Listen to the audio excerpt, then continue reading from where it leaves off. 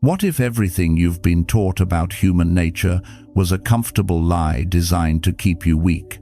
For years, you've watched manipulators rise while your honesty got you nowhere. You've seen trust betrayed, effort unrewarded, and kindness exploited. You've felt reality crush your naive expectations again and again.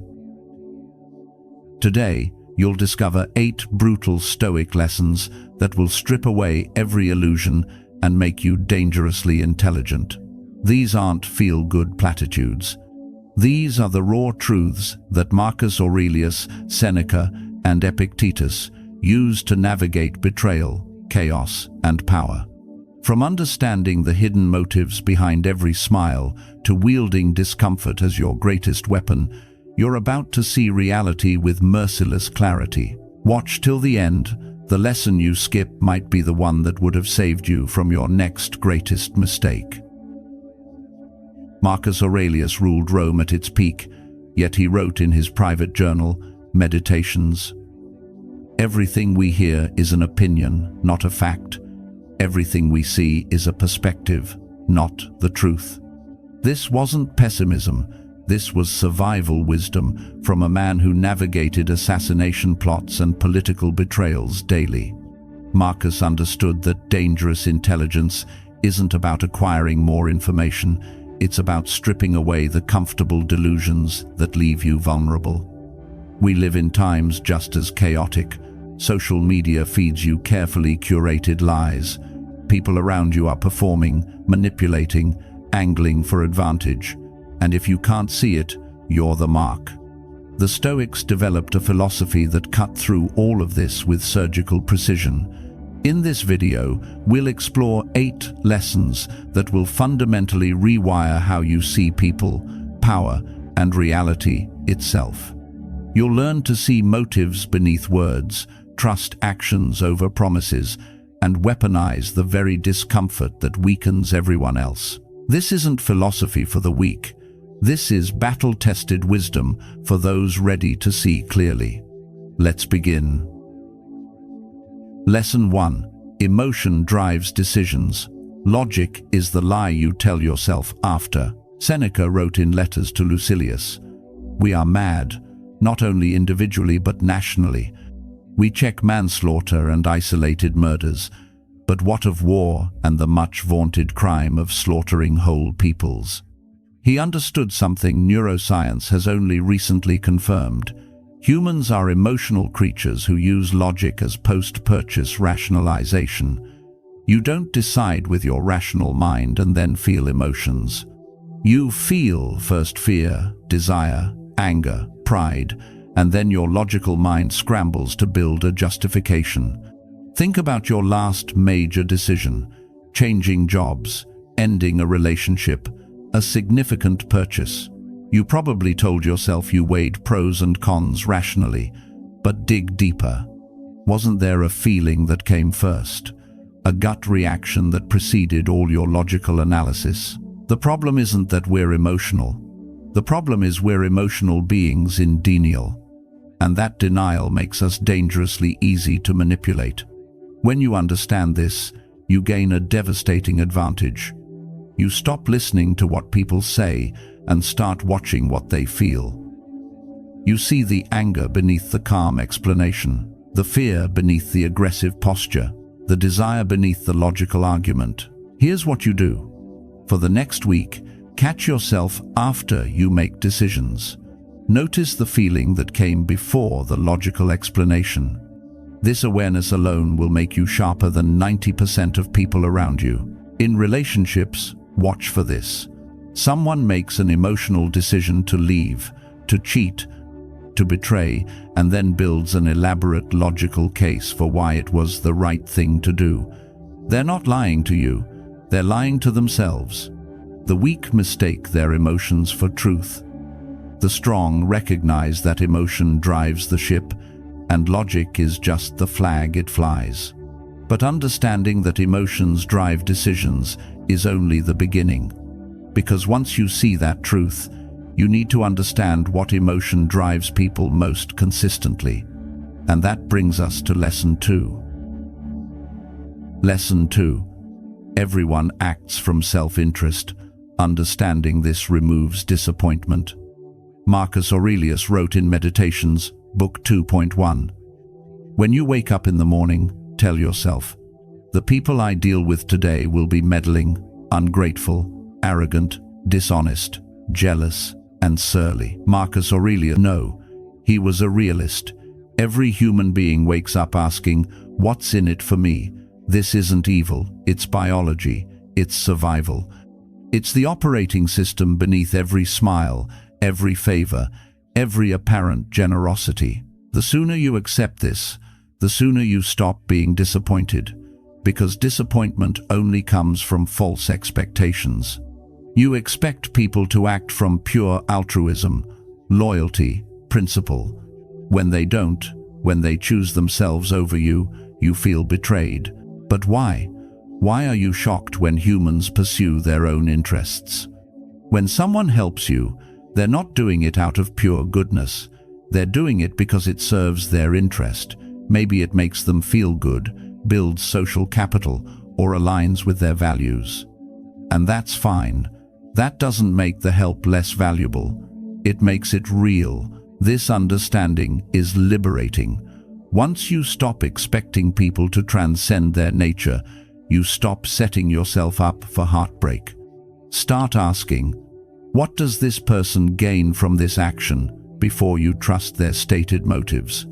When someone offers you something, look deeper. What need of theirs does this meet? What fear does it address? This isn't about becoming cold or distrustful, it's about becoming clear. It's about seeing actual motivations instead of performed ones. The weak get hurt because they expect angels. The strong remain steady because they expect humans. They build relationships based on aligned interests, not fantasies of unconditional selflessness. Now you understand that people act from self-interest. But here's where it gets dangerous. Most people don't even know their real interests. They're operating on autopilot. Which brings us to the most uncomfortable lesson of all. Lesson 3. Self-deception keeps you trapped. Brutal self-honesty is your only freedom. Epictetus taught in the Enchiridion, "It is impossible for a man to learn what he thinks he already knows." Self-deception is the most sophisticated prison ever designed, because the prisoner is the guard. You trap yourself with comfortable lies and convince yourself they're truths. You tell yourself you're not good enough, so you don't have to try and risk failure. You tell yourself you're a victim, so you don't have to take responsibility. You tell yourself you're content with mediocrity, so you don't have to face your fear of reaching for excellence. The Stoics understood that most suffering doesn't come from external circumstances. It comes from the stories we tell ourselves about those circumstances. And the most damaging stories are the ones we've repeated so many times we can't recognize them as stories anymore. Here's the brutal truth. You know exactly what you're lying to yourself about. Right now, there's something that just flickered in your mind. Some area where you're performing mental gymnastics to avoid a truth you already know. The weak will feel that flicker and push it away. The strong will grab that flicker and drag it into the light, no matter how much it burns. Brutal self-honesty isn't about shame. It's about accuracy. It's about seeing yourself clearly enough to actually change instead of endlessly managing your self-image. Every evening, take 5 minutes of radical honesty. Ask yourself, what did I lie to myself about today? Did you pretend checking social media was staying informed instead of avoiding work? Did you claim you don't have time for the gym when the truth is you don't have discipline? Write it down. Don't judge it. Just name it. The act of naming your self-deceptions strips them of their power. This is uncomfortable work. Comfort is the enemy of growth, and most people will choose comfortable lies over uncomfortable truths every time. That's why most people stay trapped in the same patterns forever. Once you commit to brutal self-honesty, you'll start rising. And that's when you'll discover why so many people will suddenly turn against you when you begin to excel. Lesson 4. Success attracts envy. Resistance is the tax on excellence. Seneca wrote, "Envy is the adversary of the fortunate." Here's what nobody tells you about success. It makes you a target. The moment you start rising above average, you become a walking reminder to everyone else of what they're not doing.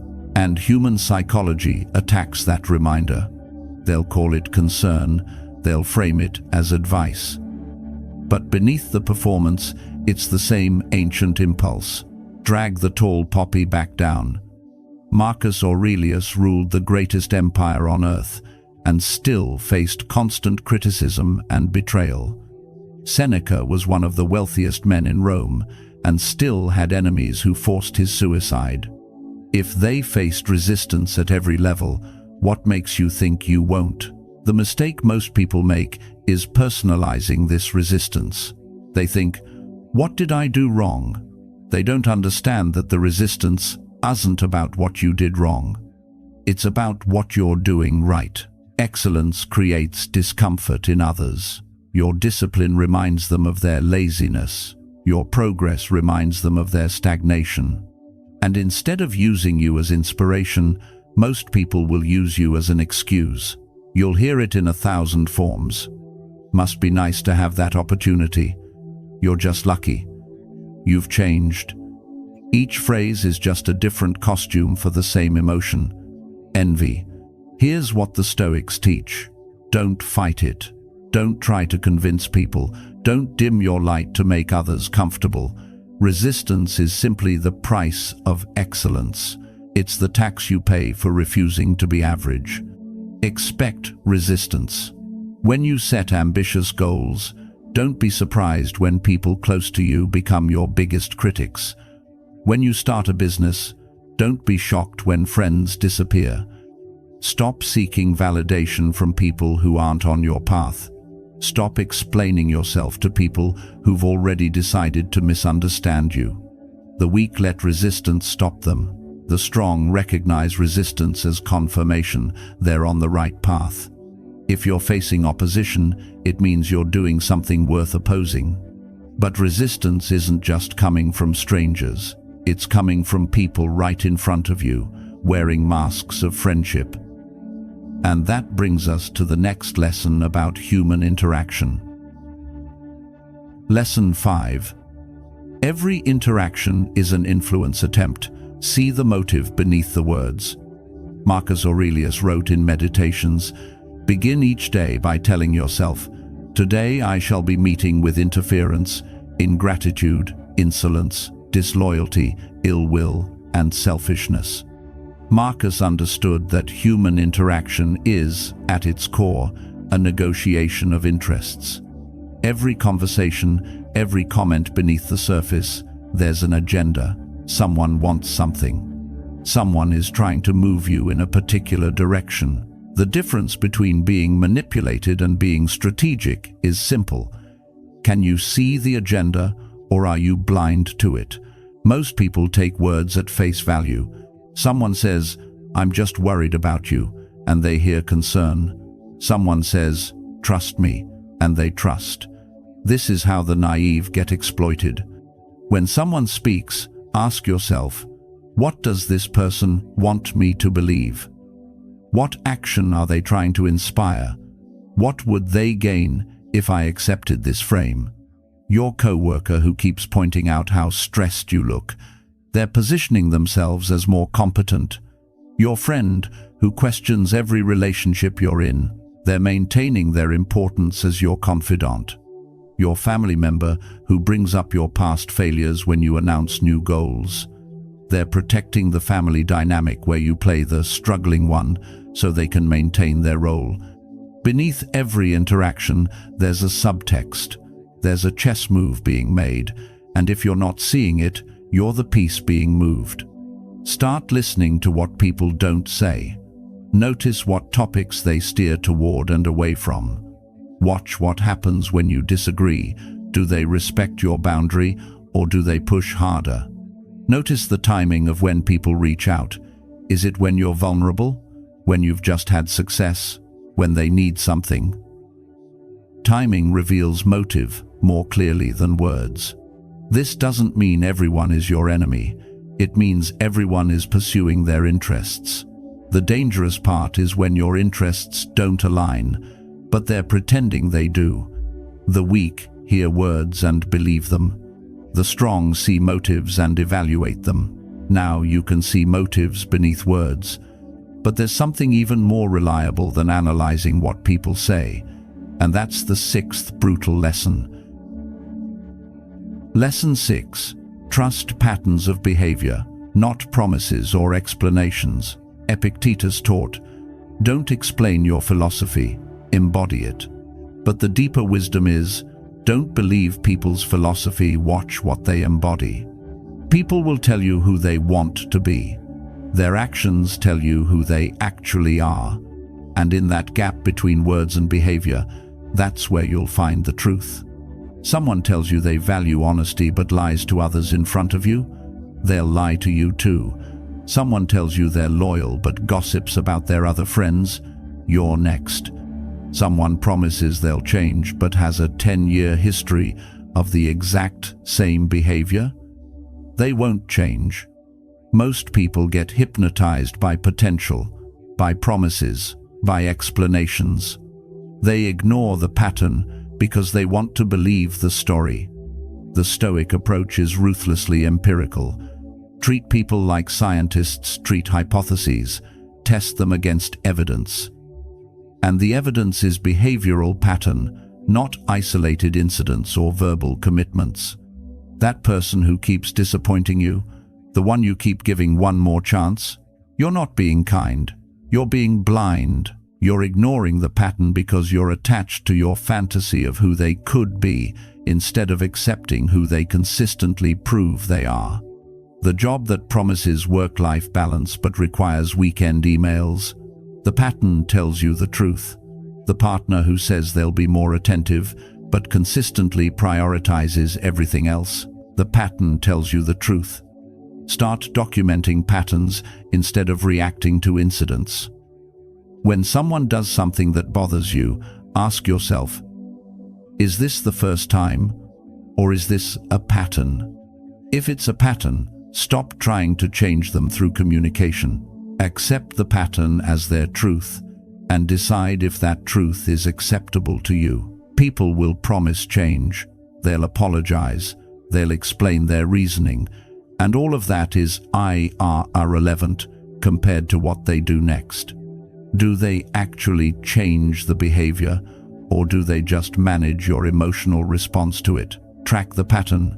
3 months from now, 6 months from now, is the behavior different? If not, the promises were just pressure release valves. The weak keep believing in potential and getting disappointed. The strong observe patterns and make strategic decisions based on probability, not possibility. You're now dangerously intelligent about human behavior. But there are 2 final lessons that will forge you into something truly formidable. And they're both about embracing what everyone else runs from. Lesson 7. Comfort weakens you. Voluntary difficulty is your forge. Seneca wrote in Letters to Lucilius, "Set aside a certain number of days, during which you shall be content with the scantiest and cheapest fare, with coarse and rough dress, saying to yourself, 'Is this the condition that I feared?'" The Stoics didn't just philosophize about hardship, they practiced it voluntarily. They would sleep on hard floors, fast when they had food, wear simple clothes when they could afford luxury, because they understood comfort is a drug that weakens you while making you feel secure. Every comfort you indulge becomes a vulnerability. Every luxury you can't live without is a chain. Every difficulty you avoid is a muscle you're allowing to atrophy. Most people are obsessed with comfort. Easy jobs, convenient food, entertainment on demand, friction-free relationships. They're building entire lives designed to avoid discomfort. And then they wonder why they're anxious, depressed, and fragile. The answer is obvious. They're living like hothouse flowers, and they're terrified that any real wind will break them, because it will. Here's the brutal truth. You're either actively getting stronger or you're passively getting weaker. There is no maintenance mode. Comfort doesn't preserve your strength, it erodes it. Day by day, every time you choose the easy path, you become a little more fragile. The Stoics taught the opposite. Voluntary discomfort. Choose the hard thing when you don't have to. Fast when you have food. Train when you're tired. Have the difficult conversation. Take the cold shower. Wake up early. Do the work that scares you, not occasionally, regularly. Make difficulty your practice so that when difficulty becomes your circumstance, you're already forged by it. Every single day, do one thing that's uncomfortable. Take the stairs, skip a meal, have that difficult conversation you've been avoiding. Work on your most challenging project first. Whatever form of difficulty you've been avoiding, move toward it. The discomfort you're avoiding in small things is training you to avoid discomfort in big things. Every time you hit snooze, you're training yourself to avoid discipline. Every time you choose distraction over difficult work, you're training yourself to be weak. The weak seek comfort and get weakness. The strong seek difficulty and get capability. They build themselves into people who can handle whatever comes. Not because life got easier, because they got harder. Seneca said, "It is not because things are difficult that we do not dare. It is because we do not dare that they are difficult." Make discomfort your ally. Welcome it. Seek it. Let it forge you into something that cannot be broken. You're almost there. 7 brutal lessons absorbed. But there's one final truth, the darkest and most liberating lesson the Stoics taught. The one that Marcus returned to when the weight of empire threatened to crush him. Lesson 8. Remember death memento mori reveals what actually matters. Marcus Aurelius wrote in Meditations, "You could leave life right now. Let that determine what you do and say and think." Memento mori. Remember death. This was the core practice of Stoic philosophy, not to make them morbid, to make them clear, to strip away everything that doesn't actually matter so they could pour their finite energy into what does. You are going to die, not in some abstract, distant future. Soon, maybe today, maybe in 50 years, but either way, soon. Everything you're worried about, everyone you're trying to impress, every grudge you're holding, all of it is happening in this tiny, brief window between birth and death. Most people live as if they have infinite time. They waste today because they're counting on tomorrow. They avoid difficult conversations because there's time. They delay their dreams because someday. They hold on to resentment because they think they have forever. They're living in a fantasy, and that fantasy costs them the only thing that's real. This moment. The Stoics kept death in front of them to be awake. When you truly internalize that your time is finite and uncertain, suddenly all the trivial garbage consuming your energy reveals itself for what it is. A distraction from what matters. That person who disrespected you last week, they're going to die, you're going to die, and in 100 years nobody will remember either of you.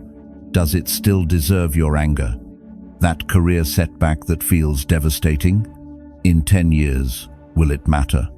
This isn't about not caring, it's about caring accurately, it's about proportional response. Most people are experiencing maximum stress about minimum importance situations. Memento mori recalibrates that. It asks, if this was your last day, would you waste it on this? Would you spend it worried about what strangers think? Would you spend it scrolling? Would you leave this relationship unresolved? Would you leave that dream unpursued? Every morning, the moment you wake up, say this: I am going to die. Today might be the last day. What actually matters? And then let that question guide your choices. When you're about to waste an hour on social media, remember death. When you're about to skip the workout, remember death. When you're about to avoid telling someone you love them, remember death. This practice doesn't make life darker, it makes it brighter. It makes every conversation more meaningful, every moment more precious, because you're awake to the fact that none of this lasts. Marcus Aurelius knew he would die just like everyone else, and that knowledge made him focus on what actually mattered: virtue, wisdom, contributing while he was here. You have the same choice. You can live like you have forever, wasting your finite days on trivial worries. Or you can remember death and let that remembrance burn away everything false, everything petty, everything that doesn't deserve your precious, limited attention. The weak avoid thinking about death and waste their lives. The strong remember death and finally start living. Let's bring this home. You've just absorbed 8 brutal Stoic lessons. Let me recap them. 1. Emotion drives decisions. Logic is the story you tell afterward. See this in yourself and others. 2. Everyone acts from self-interest. Accept this and disappointment disappears. 3. Self-deception is your prison. Brutal self-honesty is your freedom. 4. Success attracts envy. Resistance is the tax on excellence. Pay it gladly. 5. Every interaction is an influence attempt. See the motive beneath the words. 6. Trust patterns of behavior, not promises. Judge people by what they consistently do. 7. Comfort weakens you. Voluntary difficulty is your forge. Seek discomfort daily. 8. Remember death, memento mori. Let mortality burn away every trivial worry. These aren't just ideas to nod along with and forget. These are tools, weapons for navigating a world that will constantly try to weaken, manipulate, and distract you. Most people won't use them. They'll watch this video, feel momentarily inspired, and slide right back into comfortable delusions. But you're not most people. Tap that like button if even one of these lessons hit you with the force of truth. Drop a comment, tell me which lesson hit you hardest. Number 1 through 8. Write it down, make it real. Subscribe for more unapologetic Stoic truth every single week. No motivational fluff, just raw, battle-tested wisdom that will make you dangerously intelligent. You've been given clarity. Now comes the harder part. Living with that clarity. Applying it. Embodying it. Remember, you are going to die. The clock is ticking. Every day you waste on comfortable lies is a day you'll never get back. But every day you choose clarity over comfort, pattern over promises, difficulty over ease. Every day you do that, you become harder to break, harder to manipulate, harder to stop. Become the master of your mind. Rebuild. Refocus. Rise.